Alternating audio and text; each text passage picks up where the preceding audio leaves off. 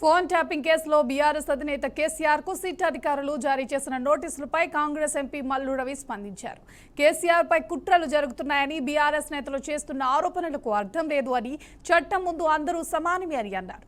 BRS హయాంలో phone ట్యాపింగ్లు జరిగాయి. దీనికి ఆయన కూడా బాధ్యుడే. ఫోన్లు ట్యాపింగ్ చేయడానికి అనుమతి ఇచ్చారో లేదో ఆనాటి ముఖ్యమంత్రిగా ప్రజలకు నిజం చెప్పాల్సిన బాధ్యత కేసీఆర్ పై ఉందని అన్నారు. సిట్ అడిగిన ప్రతి ప్రశ్నకు కేసీఆర్ జవాబు చెప్పాలని డిమాండ్ చేశారు. ఫోన్ ట్యాపింగ్ కేసులో వాస్తవాలు వెలుగులోకి తీసుకురావడానికి కేసీఆర్ కు సిట్ నోటీసులు ఇచ్చిందని మల్లు రవి స్పష్టం చేశారు. ఇన్వెస్టిగేషన్ టీం అంటే దీంట్లో కొత్త ఏం లేదు. చాలా కాలంగా ఫోన్ ట్యాపింగ్ మీద సిట్ వేశారు. స్పెషల్ ఇన్వెస్టిగేషన్ టీం అంటే సిట్.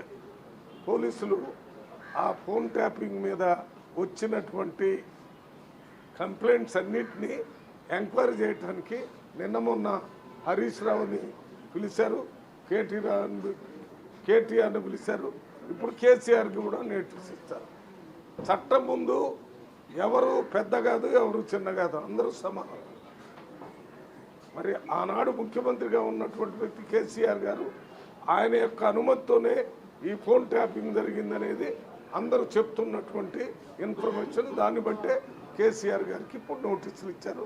వారు కూడా వచ్చి వారి అభిప్రాయాన్ని, వారు అడిగిన ప్రశ్నలకు సమాధానం చెప్తే తదుపరి చర్య తీసుకుంటుంది.